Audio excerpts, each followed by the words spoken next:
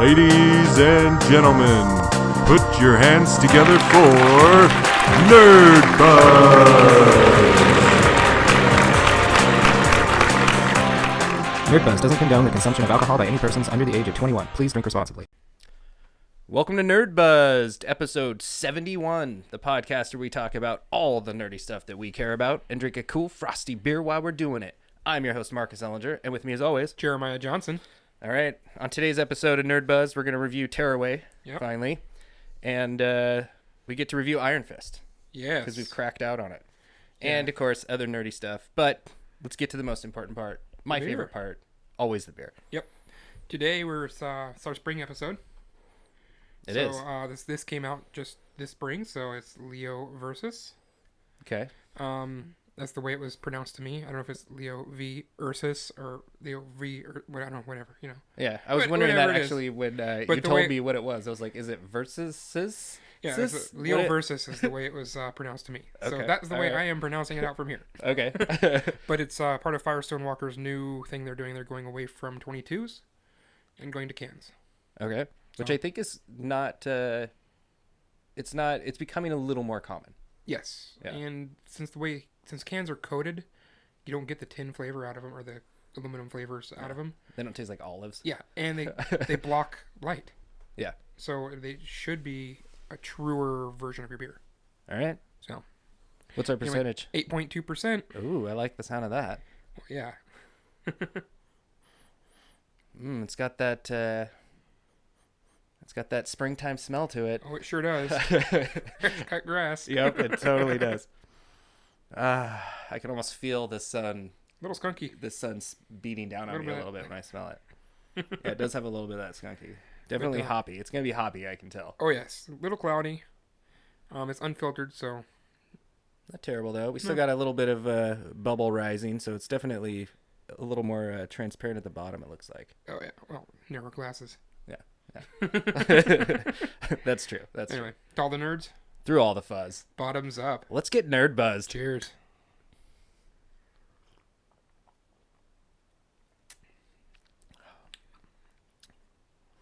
That's interesting. It is incredibly smooth. Yeah, it hits you like there's such a subtle hop bite right at the beginning, but then it just kind of all settles in. Yeah, it's incredibly smooth. It's very sweet, but not cloyingly or annoyingly so. I mean, wow. Boy, and if you would have poured this and you wouldn't have seen the cans, you'd never know. No. Yeah, and you can't tell it came from a can at all. Which is a good thing. If you drank it and all of a sudden it's like, boy, that tastes like a tin can. Wow. It's sweet. It's almost grapefruity. I'm getting a lot of citrus. It's very grapefruity type citrus. Some of that kind of right in the middle of it there. Yeah, not a whole lot of little malty at the end. Yeah, but it's just the malt sweet. You're not getting like the ice cream malt shop malt flavor to it. I don't know how to explain it. Yeah. You know what I'm saying? You're not getting that grainy flavor. No. Flavor. And it feels amazing in my mouth. It's a thick beer. Yeah. All right. Well, still refreshing. It is really refreshing. And really, it's like it has all those different tones, but they all kind of like rise and fall really nicely and smooth with each other. It does. It's interesting. Yeah. You look a little puzzled. You try to figure it out. I'm trying to think how to describe it because it's good. It's really good. Yeah, it really is, and especially for being over 8%. I know, which is something that I don't usually go for. No, I'm really glad you did. Thank you for doing that. A good way to start out my day. It was a recommended beer. Awesome. For springtime, so. Nice. So, let's get into the show. And before we dive into a whole bunch of Iron Fist stuff, let's talk about Tearaway Unfolded. It was our nerd play game. Mm-hmm. We get a handful of games from Sony every month for free with our $60 now PSN. Yes, we both got in under the... Yes. On it. I barely got in under. Yeah. And Tearaway was one that we got, and so we were going to play it. And I was a little bummed because it's not the Vita one, which I've just heard rave things about, and people have really had a bunch of great stuff to say about it. So I was a little nervous that it was going to be dumbed down for the PS4, and I have to say, I really, really enjoyed this game. I thought the game was really good. How what'd you think? I thought it was okay. I was wondering if that would be your reaction. It was interesting in parts. Some of it's so simple in what you do that it just seems like you're just going through the paces to get there. Yeah. And I wasn't really enjoying that part of it. I did, however, really enjoy the narrations and the storytelling that went with it. Yes. I thought that was hilarious and great. I think, well, I guess first off, because we're always so bad at this, it is a third-person, very cutesy, cartoony adventure game. Is that how you describe it? Yeah. And the whole world is made out of... almost point and click, but... Yeah, kind of. Well, but you still run around and do stuff, right? Yeah. I think it really reminded me of like a Nintendo 64, like a Banjo-Kazooie or a Mario 64 almost, or something. It has that kind of a feel to it. Yeah. And it's but made... those both polished a little better. Yeah, yeah. And it's made by Media Molecule, which is the same people that did Little Big Planet. And I've always thought that Media Molecule, kind of what their inspiration is those games. Like they're looking to make sort of a Mario kind of, or a Sonic, or like something like that for PlayStation. Like with Sackboy, and now with Iota, which I have to point out, my wife was crafting while I was streaming some... Yes, you're very proud of that. I'm very proud of it. It was fun to do. And so she was crafting while I was streaming some Tearaway play. And so I got motivated to do some crafting with her. And so I made my own little Iota here, which was pretty sweet. It's going to go on the nerd shelf. And but that was kind of fun. She played it. And I have to say the game is almost as cute as my wife trying to find the right button to hit when it gives her the prompt on the screen. It cracks me up. She's always looking down and scanning the controller. But she doesn't have the hours. No, right? Yeah, totally. But I went into the game. I didn't like it at all when I first started playing it. I really hated the game. I hated that you had to hold the controller to point the light at the screen and move it. I was like, oh my God, if I have to do this through this whole game, I'm just going to hate this thing, right? Okay. But then, and even when you first play, you can't talk to anybody. You go up and it just has like the little question mark over his head. Mm-hmm. I almost put that on the guy because I hated that so much in the beginning of the game. And I thought, what the hell's that? I can't do anything. This game's so bare bones and stupid. Yeah, that's exactly how I felt when I played, what's the other one? The Sackboy one. Little Big Planet. Little Big Planet. When I played the Little Big Planet the first time, that's exactly the way I felt. Yeah, and this, it hit me with that same feeling, and I thought, this is going to be crappy to play this for 2 weeks, right? But pretty quickly, first thing you do is you get a mouth. Now you can talk to people, right? And the next thing you get, you can jump, which is awesome. So now I can actually jump up on places. Then you get a roll, so you can roll like Sonic. You get this like accordion device that you can start interacting with that, and you can control the wind in the game. And you do all these little interactions. I didn't get that far. Yeah, it's like you keep unlocking abilities, which made it feel more so like a Nintendo 60, like those other games, right? Like, it becomes more polished the more you play. But I also have the camera, and so the tear in the sky that they keep talking about that you're trying to find is you when you have the camera, and it's you like waving at the character. So it totally makes you feel like you are this intruder on Iota's world, right? Which I actually kind of liked. It really made it feel like it's his world that he's living in, and you're now the guest, which was part of my motivation to make one. I was like, well, I should do the opposite, respect for the game. I'll bring Iota into my world, right? Which was kind of my motivation behind that. But it's pretty cool that it is actually you there. When you have the camera, there's parts in the game where you say something into the microphone, and then the character will have your voice in the game, which is kind of cool. Like little things like that to interact you with it. And you use the controller a lot to do things. Thankfully, the light beam that you shine is not a priority through a lot of the game, so that kind of goes away. Nice. But I loved the world that it was. It definitely has some flaws. Kind of, I think, like Little Big Planet. Like there was definitely some camera issues where you'd swing the camera and it would like hit a wall and you couldn't see through any like a bush or something that was there, and so I couldn't see what was going on. That happened a few times. I agree that I don't think it's as polished as a Nintendo 64 game, but I still had a lot of fun with it.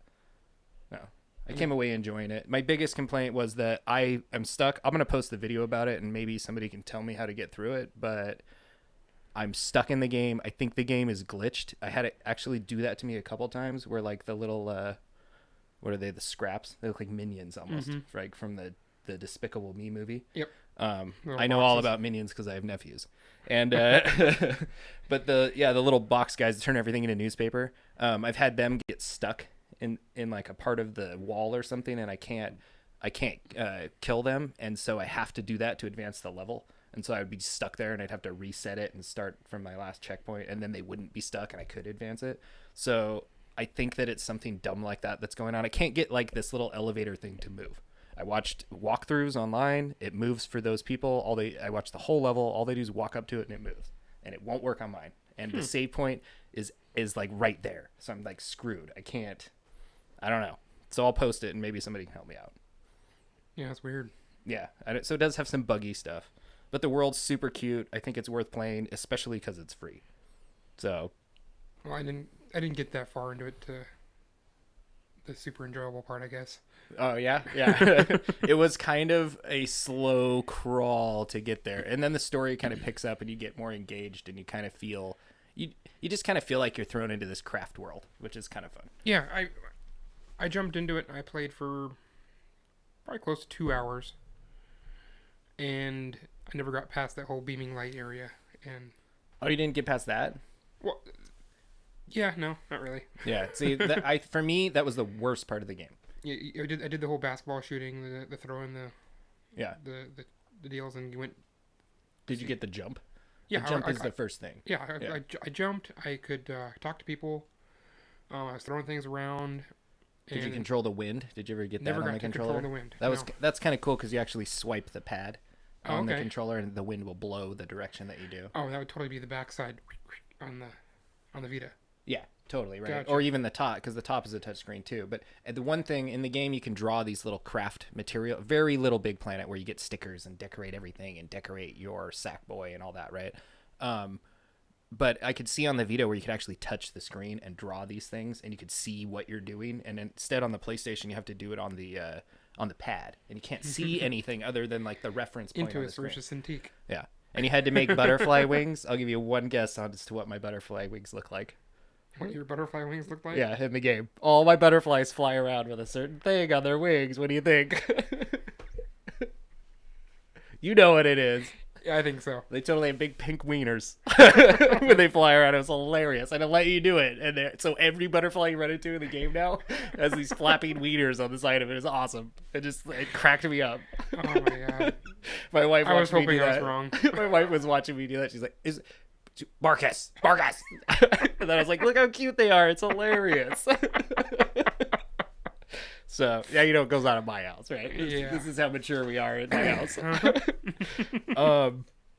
But I think it's worth checking out. The first time we hung out was an add-on drawing. Yeah.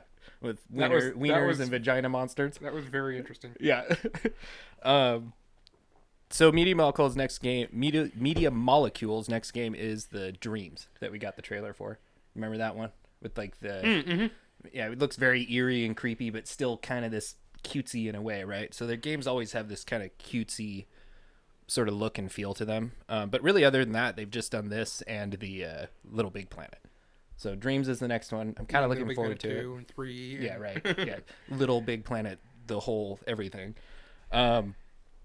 So I guess if you had to put a score on it, it's our favorite part. And I've said this for too many of them. I probably need to play them more to get the score up. Yeah. But it's okay. You're gonna give it a solid 5. Yeah. You know what? I'm gonna give it. I really want to give this game like a 7.5, but until I can figure out what's going on with the bugs and the stuff, because it's game breaking for me. I can't play it anymore. So until I can figure out something with that, I'm just gonna give it a 6, a better than okay. If somebody can help me figure that out, I swear I will put up a little video of it happening. And if you can help me figure that out and get past it, I mean, this game could be, I think, a solid 7 easily. But game breaking is got it. That's a whole point easily. So, and we have not been officially announced what our next games are, and I have some ideas around it. Maybe we'll kind of talk about it, but next week we'll announce what our next one is. Yep. So, any nerdy stuff? Should we talk about that? Nerdy stuff this week. Yeah. I played a little bit more Horizon, and I caught up on some TV shows. That's about it. I did play also Horizon. I think I'm on the very last thing in Horizon. Oh, nice. I think I'm on the final last mission. So I'll probably do that today and beat Horizon. But I did do for our cast in general. We are now on Google Play, so go find us there. Nice. Subscribe, rate us, leave us a comment or something. We love to hear feedback. It's awesome. You can also find us on Twitter at NerdBuzz. You can always go to our website, nerdbuzz.com, where you can watch the episodes we have recorded, the videos of, and also listen to any episode 100% free as opposed to any other. Percentage of free. That's right. And the other thing we've also done on the website, Like a little which is monkey. which is by which is by request. Yeah. We have a beer list now on the Yes, website, we do. which is really cool. And I got requested, well, how come I can't just see the beers with the scores? Like they have to go through the different breweries. But the plan is to do this for a long time, and so we'll have a ton of beers, and it will be nice to break We've them up by already brewery. got one for every episode at least, so it's Yeah. 70 beers, and then 2 episodes we've got multiples. So Yeah. So I was thinking maybe we might adjust. It's all alphabetical now, but maybe we'll adjust it so that it goes by score. So you go to that brewery, and then it's the top scored beer by that brewery, and they go down that way. Because I've actually had a couple people say, I want to just know which ones you thought were the best and try those, right? So we'll see. Okay, well. Because I actually had somebody pick up a beer, send me the picture of them with the beer, and then they were going to listen to the episode. nice. Super cool, right? It is awesome. That's so cool. That's type of stuff totally just ignites our nerd flames. It's awesome. And beer drinking flames. Our buzzed and nerd flames. So we're totally going to get into Iron Fist. I did want to touch real quick on Mass Effect because it's this huge game, and I said I was going to get it. And I've actually decided I'm going to hold off, and I'm going to beat Mass Effect 3 first because I haven't finished that one yet. So I'm going to play that one and beat it. And I think this is a game I'm going to pick up when it's cheaper. I'm going to wait for that, like, 20% saving, and because I also really want to get Persona 5. Yeah. And I've only got so much game time, and that comes out in 2 weeks. I got $55. I got to use it at Best Buy next week. So Oh, you can pre-order though. that's true. So maybe I'm not trying to discourage you from Mass Effect, but I'm just saying you could pre-order something. Well, I know. I'm just trying. I got to figure out what I'm gonna spend it on because I don't want to lose it. So The other thing I did the He-Man Thundercats. I did do number 6. I was going to talk about it last episode. Didn't really get a chance. I don't want to spoil the ending on anything. I will just say encompassing the whole series, all 6 comics. If you're a He-Man or a Thundercats fan, if you're an old school nerd like I am, then this is like right up your alley. There's so many different like little tributes to that child nerd in you that fell in love with those shows. And then they kind of they modernize it. Again, the He-Man transforming with the sword. I can't shut up about it. I know I've said it like a million times, but I just can't shut up about it. It's you're so starting cool. to sound like me repeating myself all the time. Yeah, it's it's I know awesome. I've said this in previous Yeah, cast, but you know. But because you've heard it, hopefully, right? Yeah. Speaking of which, I was going through updating our beer list and looking for episodes and all this stuff. Yeah. Dude, our first we just on Podbean, since we made the switch, we've got multiple downloads on our first episodes now. Nice. Which is kind of too bad with all those numbers because when we switched, we lost all those old numbers. I know. Right? I know. When we were talking to a buddy of ours, it was Josh on our last episode, N64 Josh. Totally worth following. Check him out at the Loot Cave. I want to give him a shout out. He gave us such a solid shout out on his Lootcast, the Destiny one, and it was so cool of him to do all that. We're really looking forward to doing some collaboration stuff with that guy. But I was going somewhere with all that. So they lost the numbers, and we lost the numbers, and I was telling him, yeah, we were getting all these downloads and stuff, and then he was like, oh yeah, well, how's that going? And I went to look, and it's like the numbers are like half what they were because we lost half of them, right? Which is it was kind of like this hit to the gut, but I know. You know, yeah. So on the comic thing, I do want to just throw out there also, please, if you're listening, I'm slowly getting back into the comic book scene. I've been out of it for a while, and I've just been kind of picking up different story arcs here and there. So if anybody out there knows a really great comic story arc that's going on right now that I should dive into, I'd love to hear your recommendations. So please throw them I got at the me. whole Tank Girl series. Okay. Well, that was quick. Wow. Instant response. Okay. The other thing that I do want to touch on is that we have been specifically requested to play For Honor, and I know you've just played the crap out of it. No, it's fine. I rented it, right, which is this old school again, right? Old school thing to do, and I think a big thing about it. I actually have a little note here, which is awesome because I have my phone back, so I can do this. But I think the bottom line, the thing I came away from it was that I'm glad I rented it, which is never Really? like a super positive thing to say about a game, right? But we kind of touched on Ubisoft last episode.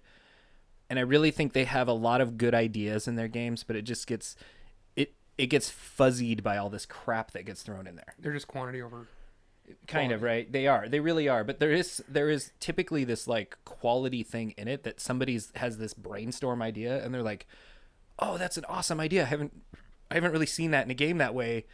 Slam out a game real quick that has that feature but also has all this garbage stuff, right? That just so that it finishes the game. I feel like that's what happens in the Ubisoft studio, right? But I played it for a little bit. I bet I put in like 15 hours or something in the game. Okay, who made Just Cause? Just Cause.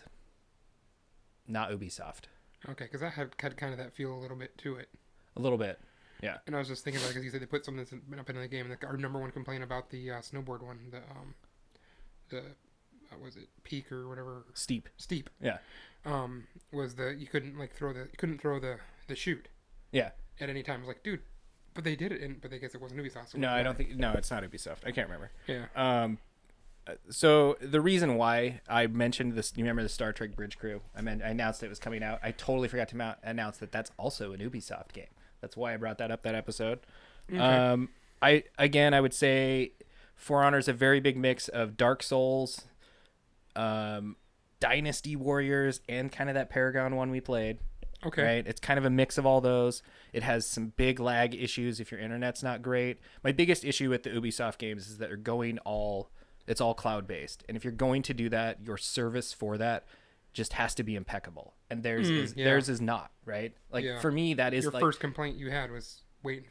Oh, it took me. It was absurd to do it, and then you go online to figure it out, and they want you to do port forwarding and all this other garbage. And like I can do that, and I had to do some of those things to get it to work.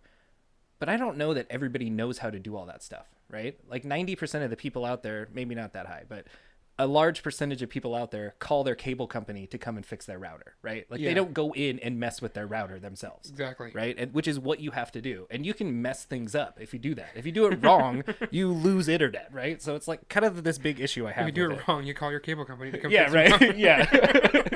And then you have this huge window that you can't play video games in because your Exactly. internet doesn't work, right? So the cloud-based system, I definitely think is kind of an issue with it. I will say, I think that the thing that makes this game shine, the thing that's hard to see in the game because it gets clouded by all the other garbage, is the attack system in it. It has a really cool where you can either block up, left, or right, and then you can also attack up, left, or right with light or hard attacks, right? Okay. And so it's all up to you to counter because if somebody goes to swing at you with an above attack and you counter that way, you have different buttons that you can like put in, different button commands you can put in to cause different types of attacks because of that. And so it's really kind of tactical, right? Which kind of reminds me of the like Dark Souls side of it, which is fun and it's awesome. And it's like Dark Souls in that it's easy to play, but it's hard to master, right? But then they throw in all this other crap, and when you start playing, it quickly just becomes a chaotic button masher slash and hack. So you lose the thing that shines in it so quickly, right? Which was kind of frustrating. Reminds me of playing Tekken with my little cousin. Eddie? Was he Eddie? No, he wasn't Eddie. It was who did he play? He played. Should we say that? Should we say Ubisoft games are kind of like the Eddie of games, right? It's like there's some coolness there, but it gets clouded and crap. I think he chose King. Oh yeah, Into the late sweep. lion head or the panther head. The sweep. Yeah. The wrestler. Yeah, the wrestler Yeah. one. But I think he's a panther. Is he a panther? I think it's spots. Panthers have Jaguar. spots, right? Jaguar? Jaguars are black. Are they not black? I think the Panther's the one that's black. Oh, I think you're right. Black Panthers. Yeah. Yeah. Anyway, I think you're right. Somebody will text you later and let Yeah, you yeah, know. right. They'll let me know. Dude, that guy doesn't know anything. Tell him to shut up.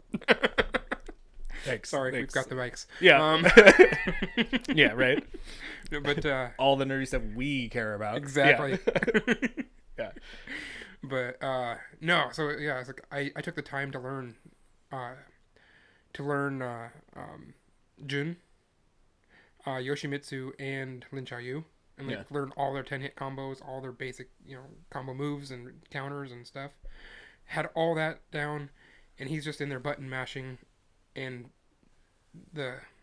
doing the leg sweep thing where if you don't block the first one, you just screwed. Yeah. And he just kept just spamming that move.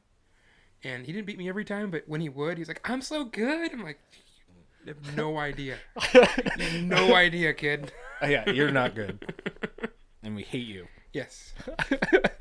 Still today. Obviously, there's some passion. I hate that this game allows for that. Yeah.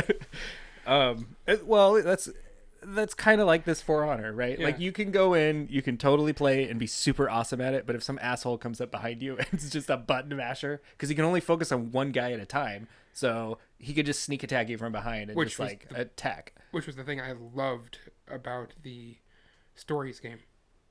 I loved the counter system on that. That was super awesome. That game, pull the direction that you wanted it to counter to, and then yeah, it was. Again, it looks cool. The attack system's really fun. Like I said, easy to just go in and jump around and hit buttons, but difficult to master, which I can appreciate. I love a game that challenges you. The double tutorial, I talked about it last week, is garbage especially for me, because I kept losing connection, and I did the tutorial, I bet, literally 25 times. Jeez. And then, so finally I finished it, which then now starts the game so that you don't have to do that initial tutorial. The first thing I had to do was another tutorial. And it was the exact same one I just did, but just like in a mission setting. Like, it was horrible, right? So that was a complaint. It wouldn't have been so bad if I would have only had to do both of them once, right? Yeah. But that was not the case, which is a big issue with the game. There's these cool executions you can do. I'm a big fan of chopping off limbs and stuff, and you can do that. If you time those counters right, you can do really cool stuff, which is neat. The online, it seems to be, for the most part, a big game of capture the flag. Like, there's multiple flags and areas that you have to go and take over and then be in it long enough to then own it. And then you kind of move on and advance to the next one. And the story is very, there's no story. The emphasis isn't so much on your character as it is kind of the upgrades and other things in the game. So I don't know I can't put a score on it. I want to put a score on it because somebody requested me to do it. But again, like I said, I rented it, and I'm glad I rented it. So I don't know what kind of score that deserves, but... So did you enjoy playing it while you rented? It was fun, and I think if I would have known the people I was playing with online, and we could have like either formed our faction together or whatever, like a GTA kind of thing, right? It would have been more fun. But I mean, where it stands for me now, I think it gets the classic Ubisoft score, which is a 6. Okay. For me, they're like between... Maybe some of their games are pushing like a 7, which is fine. They're not terrible games, but they're also not they're just not super groundbreaking. Yeah. They just they seem like they have this game machine where they just like put in these little numbers and like, these games need to have this. And then they turn this crank and it's like, it's got all those things. Ding, here's another one. That's kind of what happens with it, right? And they're fine. They're not terrible, but at the same time... They've got the lottery balls of what, yeah, what, right? What Yeah. Yeah, totally. This week's game is Yeah. and then the employee is like, yes, mine got chosen. Yeah, right? Totally. Yeah, it's like the suggestion box with balls that pop up like the lottery. Yeah, totally. I completely think there's something like that going on at Ubisoft. And the major complaint is the stupid online part. Can we fix that part, please? So that brings us to Iron Fist. All right. So let's fill up the rest of our episode here with Iron Fist. Going into Iron Fist, I think it's worth noting that Iron Fist is getting garbage reviews. People across the board don't have positive things to say about Iron Fist, especially the main character, and they're calling it like the worst Netflix series so far as the Marvel ones go, which I have to say, that part of it I agree with. Yeah, you think so? Yeah, I like this one the least out of all of them so far. Yeah, I like that he's specifically called out in the show as the worst Iron Fist. Yeah. He's a character in the show tells him that he is. Yeah. And they did have the Iron Fist in the suit in the show. In that, what is it, the 19, I wrote it down here. Whatever. 1948 Iron Fist. Yeah, in that video, which I thought was cool that was in there, right? A little tribute to it. So around all that, about just these negative reviews it's getting, especially that main character, right? I was wondering, do you think it's because we also get Defenders this year? And so he's having to do what nobody's had to do yet as far as these Netflix shows are, which is record 2 shows at once. Right? Like I bet he came off of the set of Iron Fist and had to like drive to the Defenders set, if not doing that in between Iron Fist and the Defenders. Like, do you think that did something to drag down Iron Fist? Because I would assume the Defenders is going to be the most taxing and labor intensive of all of them, right? Because you got all these people in it, and I bet it takes more time, more money, more hours, more commitment by everybody. A different story arc. You're gonna have to have a different emotional mindset. Yeah. And having to change that mindset every time you're... Yeah. Yeah. Did they do that, though? Did they do the simultaneous shooting, or did they... I don't know. I mean, I didn't look into it that far, but we get them both this year. Yeah. So it's like, their recordings are closer than anything else going on. Because we haven't had a series yet where even like Daredevil, we got Jessica Jones in between, right? Yep. So he got a break there. He got that year break to then start recording that second season again. Yeah. Other than the fact that he's just so naive, even after getting screwed over. Yeah. Nobody can be that dumb. Well, and I get there's like some culture shock going on there because he's been gone for 15 years. I got a very Captain America feel from this show, right? Mm-hmm. Like, to me, it had that kind of tone to it, and like maybe this will be more relevant after more shows come out. We'll care about this one more. There were parts of it that I really liked and I thought were good, but what was the deal with him telling every single person he met that he was the Iron Fist? Wasn't it supposed to be like a secret? In the Kunlun, it's like, oh yeah, no, I come from Kunlun. It's this magical mystery town that only shows up every 15 years. And by the way, I'm like their secret spiritual leader, defender guy. Yeah. Aren't these like secrets? Yeah, right? I kept thinking that the whole time. I didn't even think of that that way. Yeah, no, totally. Like, he had no problem just telling everyone, oh yeah, I'm the Iron Fist. Here's my card. If you get attacked by the hand, please let me know. I'll be there. Yeah. I was trained in Kunlun. Did I mention that? It's a super secret town, but let me tell you about it. I didn't have that much of a problem with it until they did the super cliche thing that seems to be every superhero thing has to have, and I never really paid attention to it that hard until you started complaining about it so much. They took his powers away? Yes. Yes.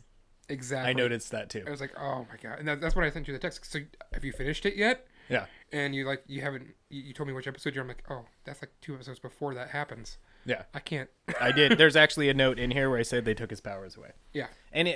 But really for me, that is like the least of my complaints about this show. I know, but I mean, that was when I started really complaining about it. Because it's a cliche superhero movie thing, right? Mm-hmm. And like, you have to strip their powers at some point so you humanize them and we can all relate and they have real world problems. I don't care. Right? I don't put the suit on and power. Like, I want these Dragon Ball Z awesome moments to happen in these superhero shows. Yeah, and every single preview they had for it, they had him with the fist glowing and doing the major blow the door off or punch the ground and everybody gets shockwaved out and stuff. And we got 3-4 episodes of stuff with that, and that was it.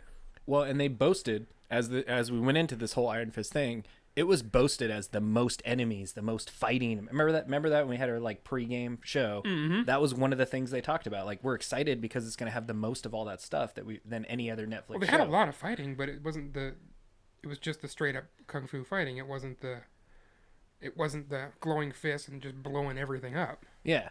Well, and even still, I think Daredevil season 2 had way more fighting. Wouldn't you say? You think? Maybe are we close?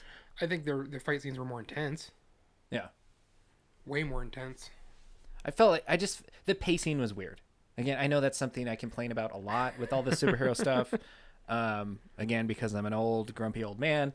But I do think the pacing was kind of weird. Yeah. So I was wondering, do you think that because of all that, do you think Defenders will almost feel like an Iron Fist 2? Like, will that be like his moment to shine? Even with Luke Cage a little bit, kind of. I wonder if that'll be his moment to shine too. I don't know. I liked Luke Cage a lot, though. There were such good moments in Luke Cage. Also, it had some moments that were garbage in there, but really, I kind of it was so tonal that I loved it for that, right? Mm-hmm. And the tone of Iron Fist is I'm a pansy, which is such a horrible thing to emphasize, right? Yeah. The way the other guy turned on him too, his partner that wanted to be the Iron Fist. Yeah. The way they threw that in there, the only thing that really bugged me. Well, and he's going to come up later. The Steel, I think it's the Steel Serpent. What was that? Yeah, the Steel Serpent. He will show up. In the comics, he is the character, the Steel Serpent. And so that's where that, again, it's very classic cliche superhero stuff, right? Mm-hmm. But he will come back as a villain. I'm pretty sure. Oh yeah, it's clear as day that he will. Right. I mean, you knew it was when he first showed up almost. Yeah. I think you need to come back to Kung Lao. He looks so hurt when he's like, I can't. Yeah. He I really feel like this Iron Fist one is the most cliche of the Netflix shows. Like, again, it's almost like the Ubisoft thing where they got their little pieces and they put them all in the machine and turn the crank and it spit out what Iron Fist should be. And it's kind of got those things in it.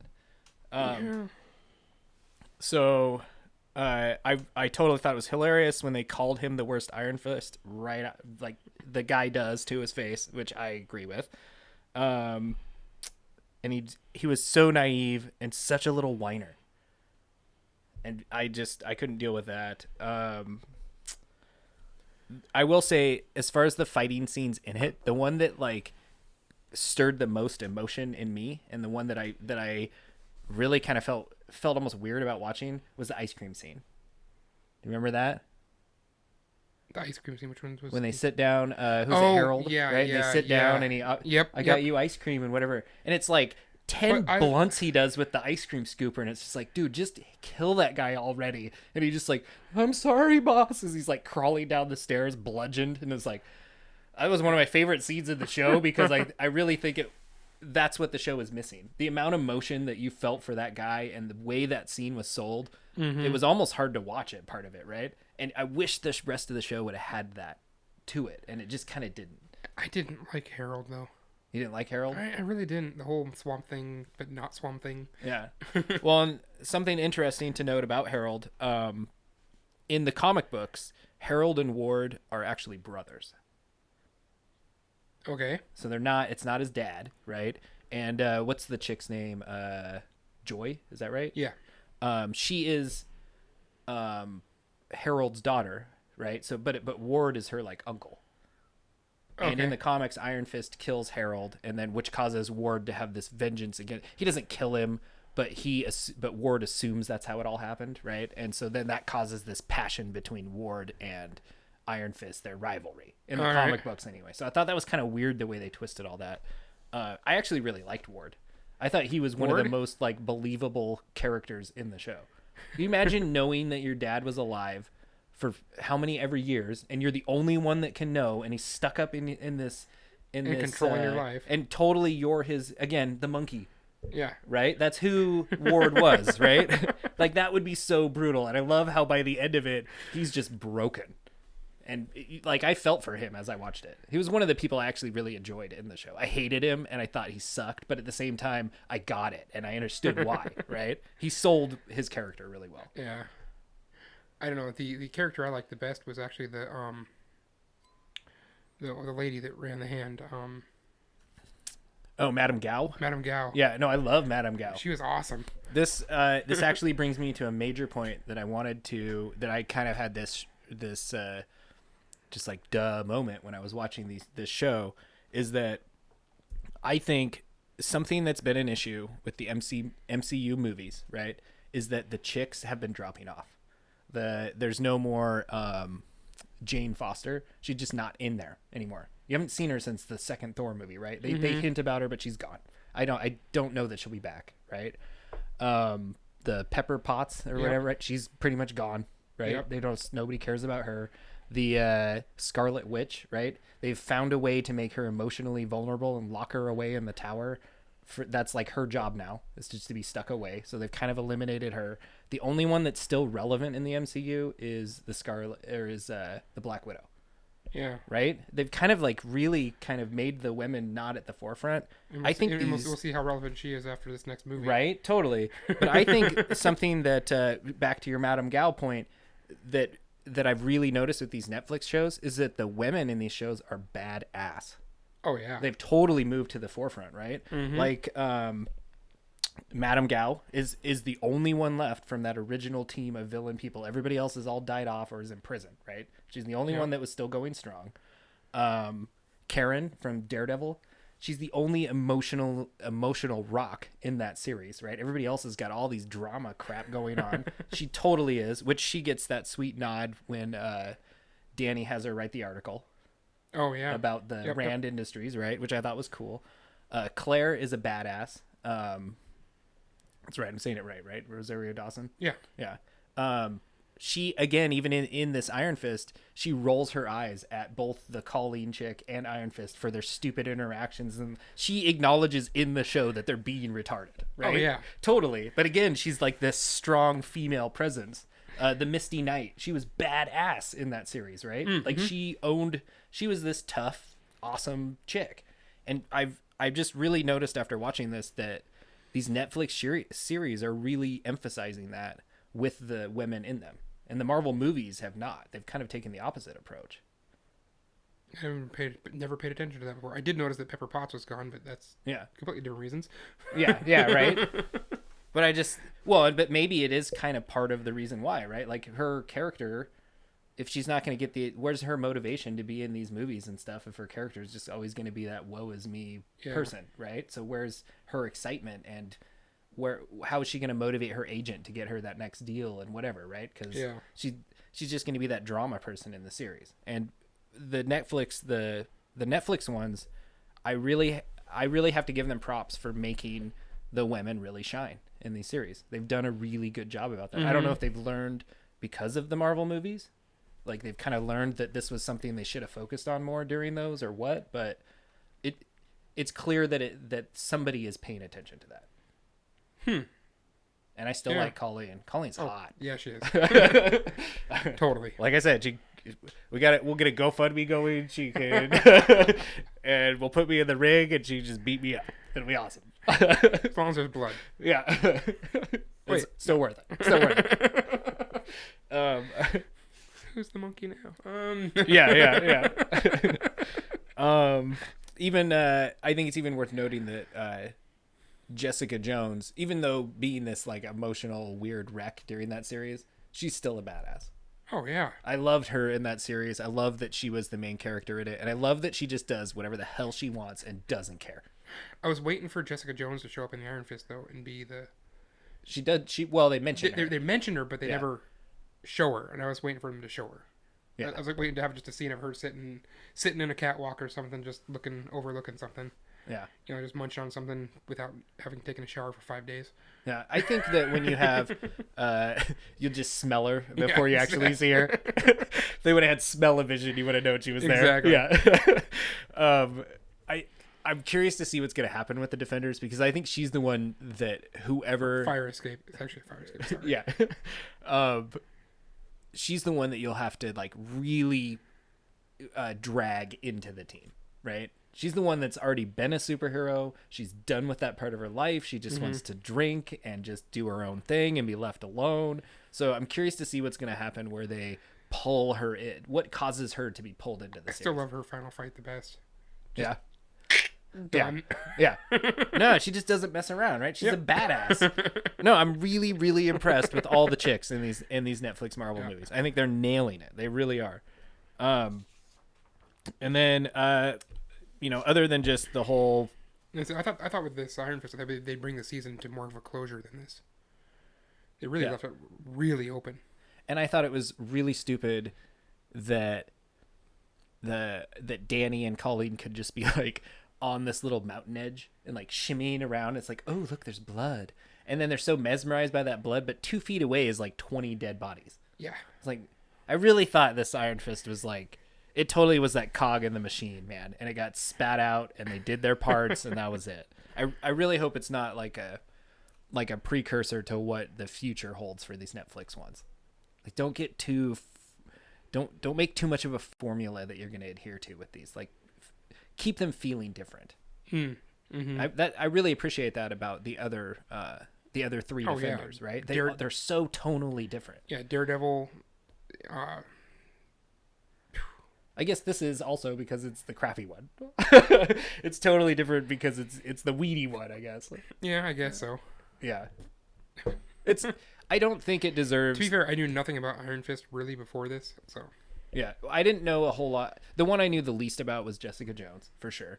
And that's only because I had like 10 random comics as a kid that were the Power Man, Iron Fist, the Heroes for Hire series, right? So I was aware of them and I knew who they were. But I mean, even I would say the one that's the most comic book accurate is probably Daredevil. Okay. Which makes sense because if out of all of them, he's the one that's the most well known, right? Like if anybody's going to ridicule one, it's going to be that Daredevil one. So they should probably adhere to the actual comic story a little more. Yeah, they don't want to get compared to Ben Affleck. Yeah, right? Yeah. Nobody wants, as far as superhero goes, nobody wants to get compared to Ben Affleck right now. No. That's totally true. It's too bad. I still say he's one of my favorite Batman. Or Bruce Wayne's, at least, right? Yeah. I really thought he was fine in that movie. I liked him for that. I really wanted to see his standalone movie. Yeah, which is just like on the back burner now.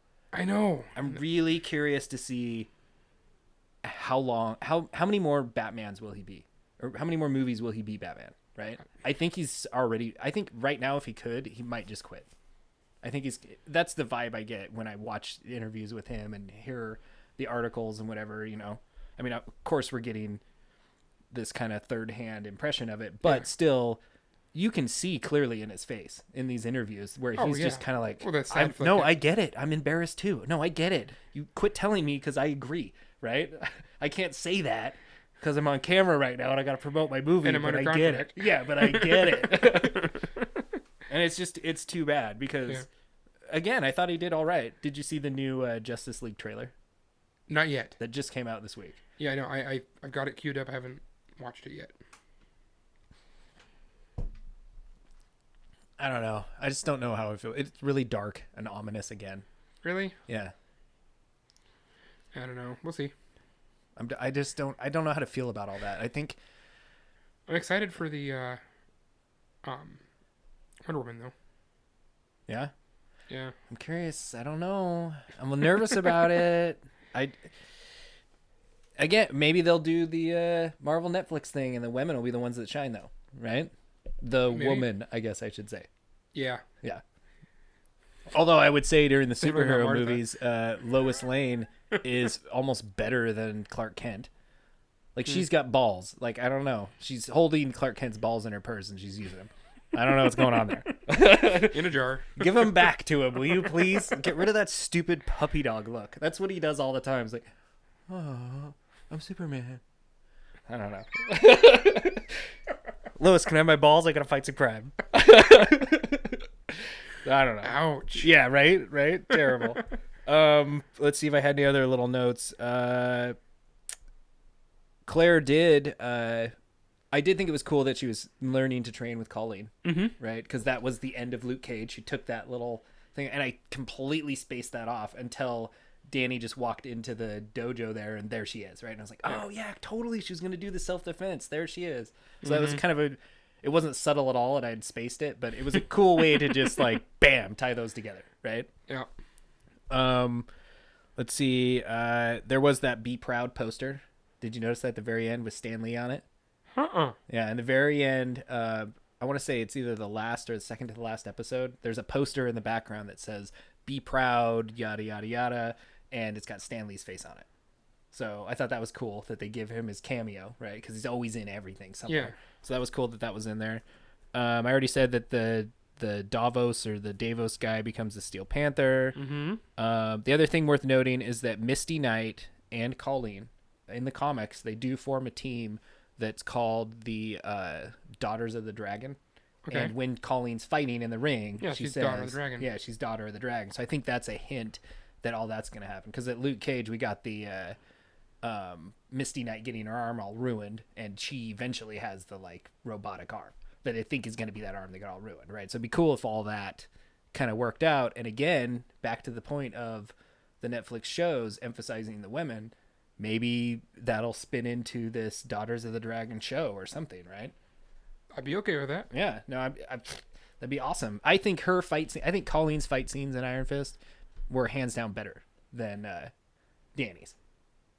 Yeah. Yeah. I don't know. For me, I liked them more because she's just a normal average Joe, right? Jolene, should we call her that instead? But she's this average person, and Iron Fist has all these powers, and he sucked. Like, he couldn't do anything with him, right? And here she is, just a normal person, totally kicking ass. So I gave her a little bit of props for that. What do you think of the Drunken Master fight? I thought it was hilarious. Yeah, I actually kind of like that one. Yeah. What do you think of his fight where he had to work with the Madame Gao, and he had to like go through the different people? I thought it was really cheesy, actually. Yeah, I was really let down by that. Super cheesy, and when they talked about it, I thought, again, in my, of course, right away I go, DBZ tournament. This is going to be that tournament fight that we were all waiting for, right? It's going to be awesome, and he's going to get waves of guys and be just Iron Fist. And it was so DBZ was the problem, right? I went straight Bruce Lee going through the Pagoda Tower. Oh, yeah. That's what went into my head as soon as I mentioned it. And I was waiting. Waiting for Kareem Abdul-Jabbar to be at the top. Yeah. Or Shaquille O'Neal because he's in everything. Yeah. Yeah. Oh, with his icy hot patch and the general. None of them are sponsors. So, I mean, if the Defenders is super awesome, right? And it's just like it's a Daredevil or Daredevil season 2, right? Like, let's say it's that good or better. Mm-hmm. Is it okay that they rushed this Iron Fist to make that happen?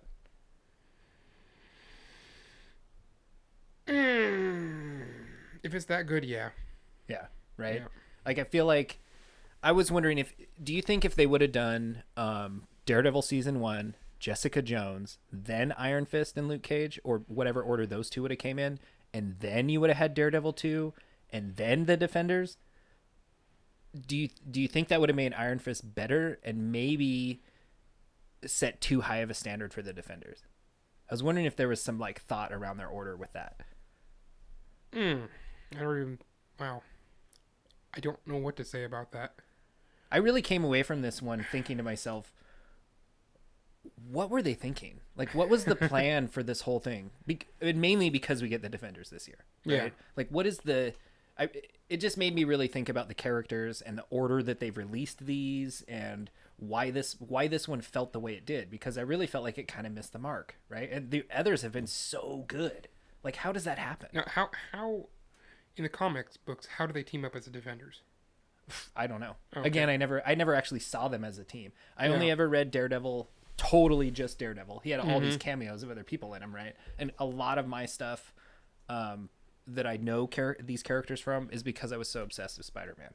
Gotcha. That they would be in crossover things, right? Like, I have an awesome crossover series with Iron Fist and Spider-Man, and it's really cool because Iron Fist is way more like calm and cool, doesn't really say much, but just kicks ass, right? And Spider-Man is the opposite, where he's always just, spitting off all sorts of stuff all the time and just being the snarky guy. And then you've got Iron Fist, who's just the calm ninja badass guy, and it's actually a really cool comic. I've read it multiple times, but for me, that made Danny even more abrasive. I'm used to him almost not quite cocky like Tony Stark, but way more focused. And I felt like he was kind of just scatterbrained in this. Well, they addressed that. That's why he couldn't focus his chi and couldn't use those cool yellow hands. Yeah, he had some impotency issues. Yeah. It's very, it was very Spider-Man 2. Performance issues. Yeah. I felt that way about the Spider-Man 2. Was it the second one? I think where he can't shoot his web and whatever, but it's inside him. It's not a web shooter. He's got performance issues, right? Yep. Like, I felt like that about this Iron Fist, which is not the biggest compliment. Now, one of the things that I was thinking of, and I don't want to compare the Marvel to the DC right now. Yeah. But my comment earlier about the whole put your shirt on thing for Arrow. Yeah. The amount of times they were showing him shirtless doing his His karate no, or his kung fu. his katas and stuff. Yeah. Or when kung fu would be a form, just whatever, you know. Yeah. The amount of times they're showing that, it's like, okay, so you've already got him shirtless. That's halfway to his suit that's in the comics. Yeah. You know, give him the poofy pants, leave him shirtless, and then give him that Zorro mask with the long tail. And the collar. He needs the big collar. Yeah, he doesn't need the collar. Oh, he needs the collar. Come on, he had the collar. He always had that collar that came through with the green on the outside and the yellow folded out with the big dragon tattoo in the middle. But he always had the super collar. Okay. That reminds me, I remember, total side note, but speaking of collars, I remember going to like a golf course with my dad, and I didn't even want to like actually golf. I was just like a kid, and that's what he was going to do, and I was stuck with him all day. Mm-hmm. And this was like, you know, however prestigious this golf, I think the golf course thought it was more prestigious than it was. But at the door, when you went in, if you didn't have a collared shirt on, they'd give you this little like 3D glasses pouch that had a fake collar in it. So even if you had a t-shirt on, to be on the course, you had to take this collar out of this package and stick it on and wear a collar over your t-shirt, or you couldn't be out on the golf course, even though I wasn't golfing. Yeah. Right. Wow. I was pretty blown away. I thought that was I laughed when the guy gave it. I was like, really? And he's like, yeah, put it on and they won't let you on the course. It's to keep up the image. And I was totally in something like I'm in today, right? With this like white pressed collar that was on. I don't know. I thought it was pretty funny. You made me think of that again. Fold underneath? Yeah, no, it folded like underneath and just kind of hung out over the top. So it looked like you had a nice shirt underneath your t-shirt. Yeah. I don't know why you would ever do that. But yeah, okay. Right? I thought it was pretty funny. It's like, whatever. As long as my dad buys me a beer when the girl with the cart comes around, I don't care. It was pretty funny. Yeah, don't use the bathroom on the 9th hole. There's a reason there's dead grass from a train. Yeah. So, I really wish I would have written down our numbers that we gave all the other series. But I didn't do that, so we'd have some basis for comparison. But I mean, again, we got to do it, right? Mm-hmm. I mean, what do you think? What do you put on Iron Fist? I'm gonna go 6.5. 6.5. Mm-hmm. So almost good. Almost good. I liked. There's a lot of things I liked about it. I did like the kung fu. I did like the Colleen. That was her name. Yeah. The daughter of the dragon. Yeah, the daughter of the dragon. Yeah. I did like her a lot, and not just for looks. Well, her looks wouldn't have sold it for me, but it's that she was so badass. Yeah, at the same exactly. Time, right? I mean, her fight scenes in the cage were awesome. Yes. And I mean, that was pretty cool. The choreography of most of the fights were pretty decent. Yeah. And I'm sorry, if you weren't trained in kung fu, and the amount of work that you can tell he did, like when they're doing the matched motions and stuff, his are pretty accurate and pretty spot on. You know, so I mean, it's like from our resident kung fu master. Smart ass. Anyway, but you know what I'm saying? Like his is really done well. Yeah. And that's well practiced. And even if you just practice that one form that many times to get it, I don't care. He did a really good job on that, and it was done well. So Well, I think that some of the fights where it wasn't like chaos fighting going on and it was just him, like even in his little Madame Gao fight thing, when he had moments in there when he was fighting the two guys at the beginning, where he would just like every move he did countered what they did, and then he would end with this like and like knock him down. It was like I was sold. Yeah. I was like, oh, that's so cool. And then 2 seconds later it'd be like this fighting. Yeah. And I was like, really? Yeah, no, like, come on, man. The very first scene when he enters his building. Yeah. You know, just quick little done. That was so Steven Seagal. Oh, I know. Right? Yeah. Great. I always think of Steven Seagal as that like big, clumsy, dopey guy, but he can just like do these couple little things and your arm's broken and you're on the ground. Right? Because he can't run. That's right? a keto. So. Yeah. Which is a BS form if you have it. Anyway, so. You have to have a ponytail too, or it doesn't work. No, it's the really big trousers. Yeah, that too. Yeah. Up to about here. Yeah, like you said, it had its moments. And I'm kind of in that boat. There was a lot of potential, and I think I think in Defenders they can probably iron that out some more. And I'm wondering Iron it out. I like it. Yeah, I was wondering if they shouldn't have introduced him just in the Defenders. Just I'd wonder that too. One episode that sums up basically everything that they had in this one. I think that's the benefit to the Punisher.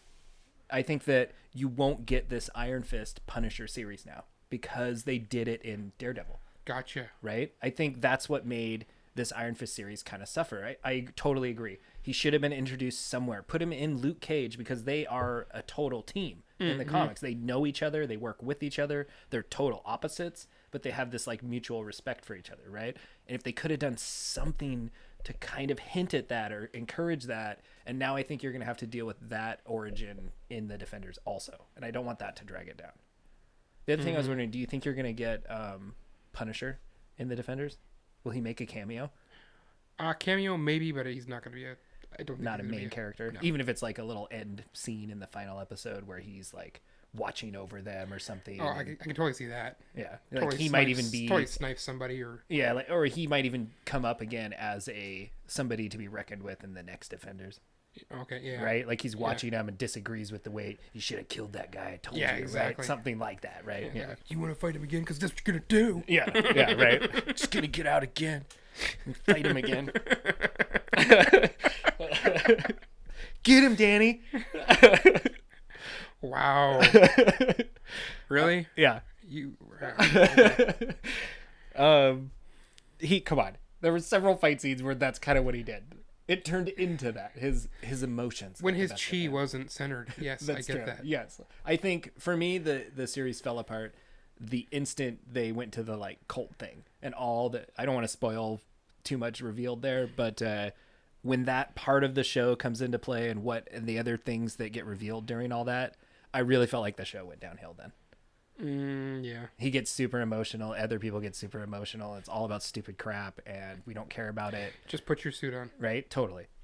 Once in the series, even if it's just off a clothesline like Luke Cage, that was so. I loved that scene so much, and it was such a tribute to the comics and everything. And I wish there was more of that in the Iron Fist. Also, if it was the one, like I said, though, it was the guy in that clip, and I want to say it was shirt. I want to say it was shirtless, but he just had the Zorro mask with the No, I think he had the top and everything. Like it wasn't exactly like the comic, but it was totally like very Zorro-ish, right? Yeah. The Spaniard guy out there fighting. It looked like that, right? Yeah, Fighting that's pirates. what I want to see. Yeah, totally.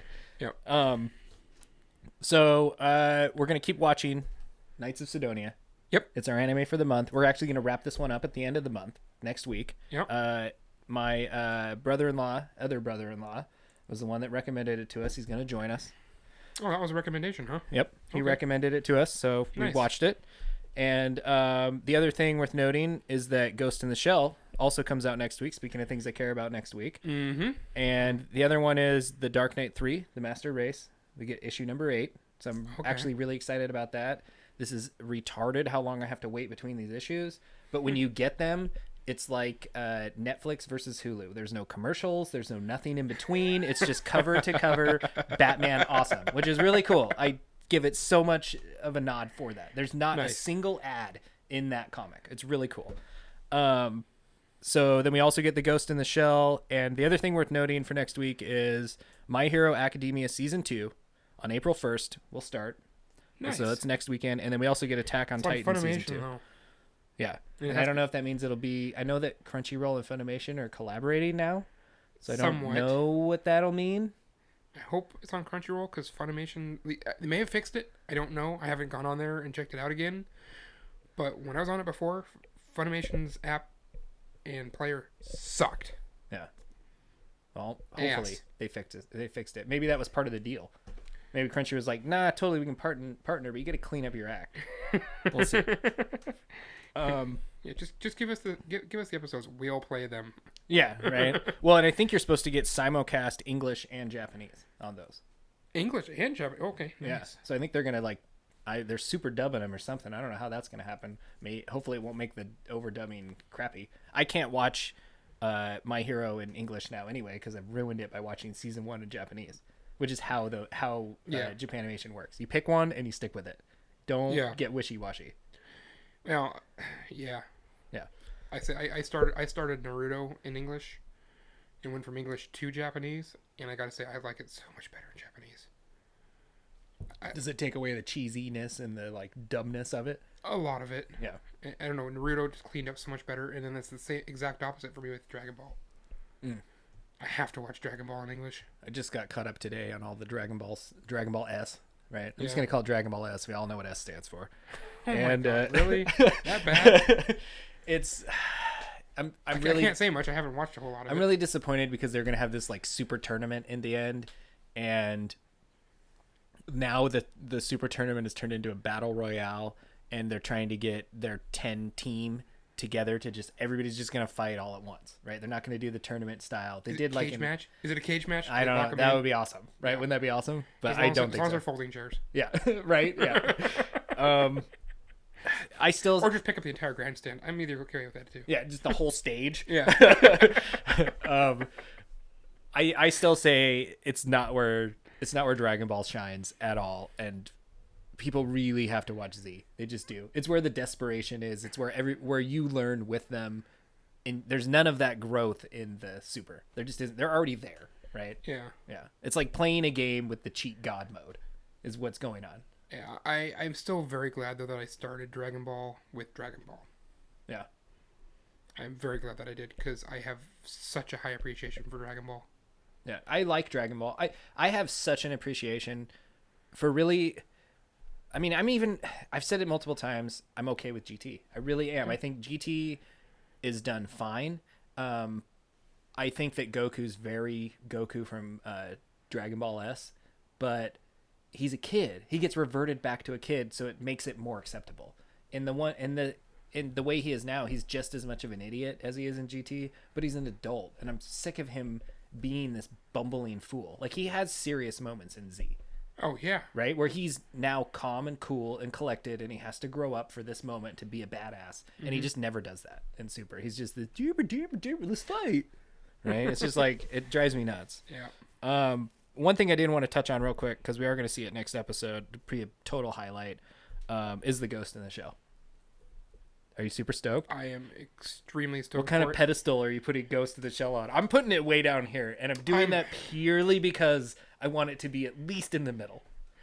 And I'm doing kind of the same thing, but I can't help. I love that show so much. I can't help but hold them to a high standard for it.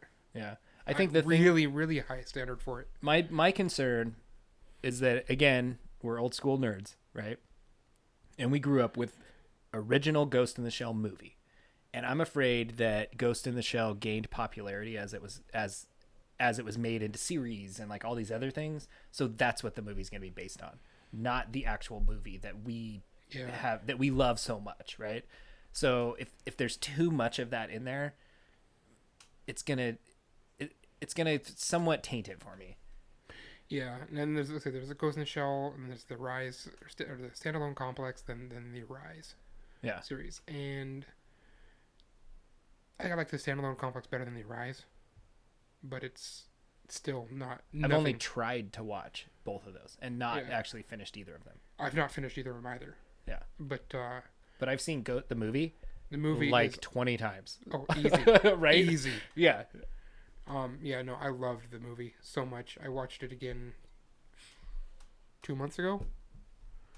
Month and a half ago? Yeah, something like that. Yeah, I'm afraid it's going to be a little Logan. That's what I'm afraid of. Think so? I think it could be. I'm really going to go in with that expectation so that I hopefully am pleasantly surprised. But I'm going to have Aaron watch it. I'm going to tell him he has to watch that original movie. So if you have any reference point, that's where it's from, because he's a few years younger than us. And so, which I think is all it takes to have missed that window, right? Mm-hmm. It's like the Cowboy Bebop thing we were talking about, where or Ninja Scroll. I really think Cowboy Bebop was like a year or two away from not being the show it was, just because of the year it would have came out. Yeah, exactly. Right? The technology that was the influences it would have had at the time, right? And so I think just that age difference between us and Aaron, there's potential for Ghost in the Shell to be that way. If any exposure he's had is those series and not the movie. I mean, look at Power Rangers. Neither one of us are into Power Rangers, but people that are just 1 to 2 years younger than us are just totally gaga over it. Yeah. It's like Pokemon. Pokemon's the same way. Exactly. Yeah. Exactly. And nothing against it all. It's just not my bag. Nothing against it all. I'm just not going to catch it all. Yeah, right. Yeah. So you know what that brings us to, Jeremiah? Huh. Beer wrap up. Wicca. Wicca. Because it's all real. No sound effects. The Leo versus 8.2% is feel doing buzzed. its job. Yes, I feel buzzed. It is definitely doing its job. I'm really glad when we drink a potent beer and we get to the end and I feel buzzed, because when that doesn't happen, I got a problem. I'm not going to lie. Usually when we have a lower alcohol content beer, I do pregame buy one beer. Okay, nice. Just to increase those numbers a little bit, right? Yeah. And you're just telling me this now? I've been guilty of that too. Yeah, I know. One? Yeah. Oh my god. So it didn't clear up any as it warmed up. The malt body, you really start to taste that malt. That malt really comes out. It totally does.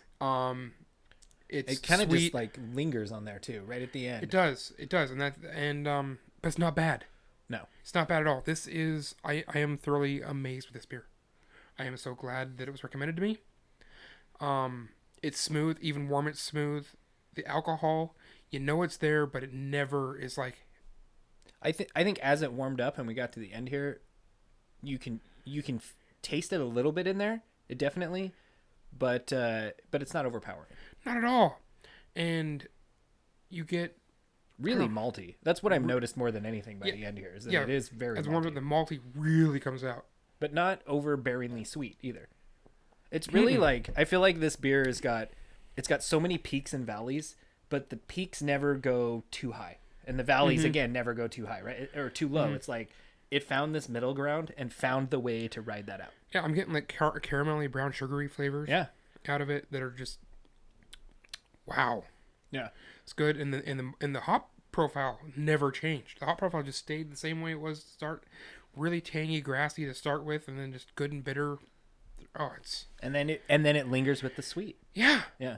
Yeah. No, I'm really impressed good. with because again, one of my favorite qualities about an IPA is that they remind you it's a beer, right? Like they just do. Like you get that hop, bam.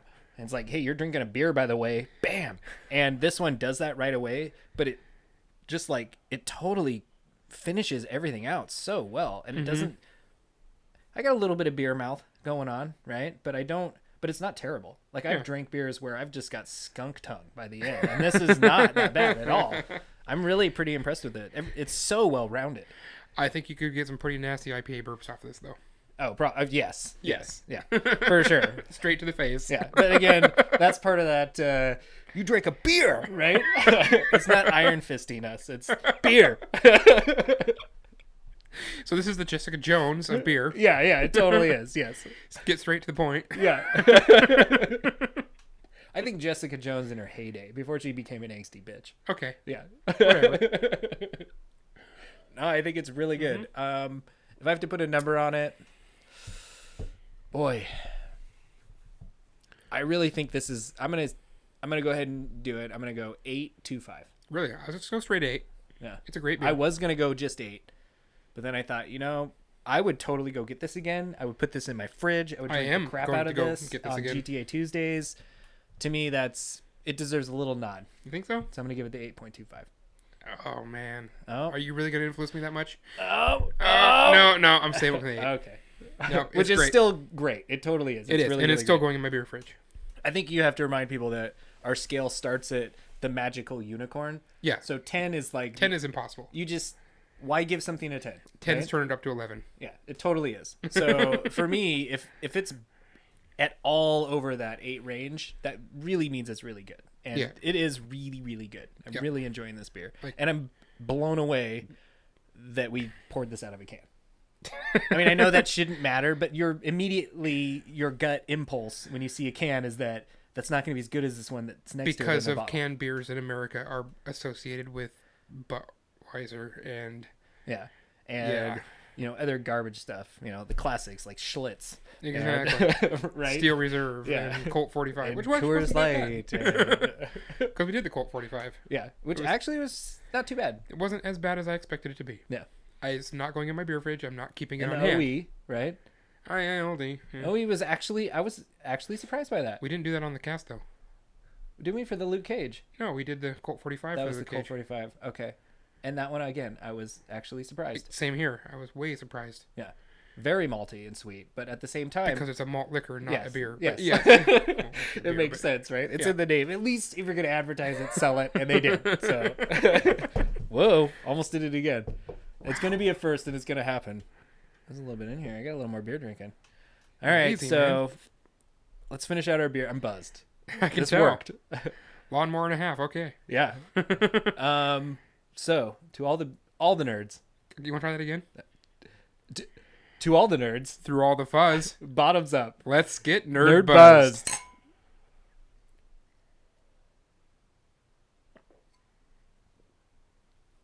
Wow, straight to Pound Town.